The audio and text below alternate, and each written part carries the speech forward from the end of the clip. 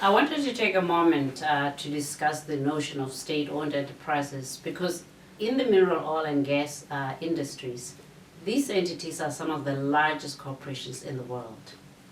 But they are not without controversy.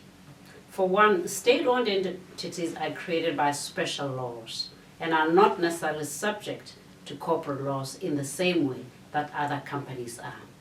They tend to be favored and protected by national institutions, and therefore they don't often receive the level of scrutiny that they deserve, despite the fact that they are national assets. But more than that, state-owned entities also compete with investors, the result of which is that they have, in some cases, become very controversial. For one, some people argue that the state has no business in the business of running companies and that should be left to the private sector.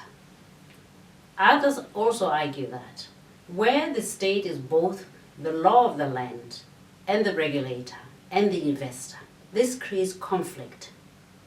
More importantly, others argue that state-owned enterprises, otherwise known as parastatals in other parts of the world, are just a vehicle for those in political power to enrich themselves.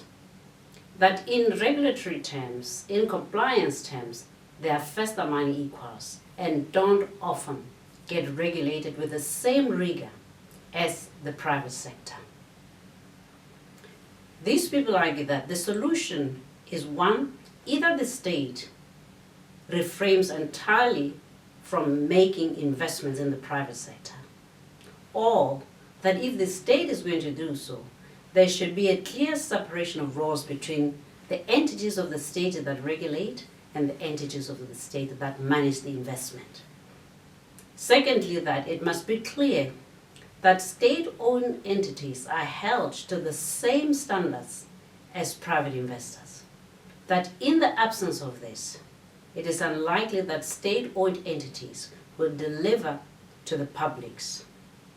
That said, it is unlikely in the short term that we will see an end to state-owned entities, because for some, they are a logical conclusion that if the state owns the assets, the state must have the responsibility to manage and develop the resources.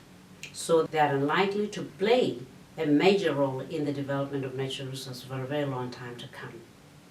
They are also likely to play a major role in the transition to clean energy, and they offer many governments an opportunity to transit from the old order to the new order.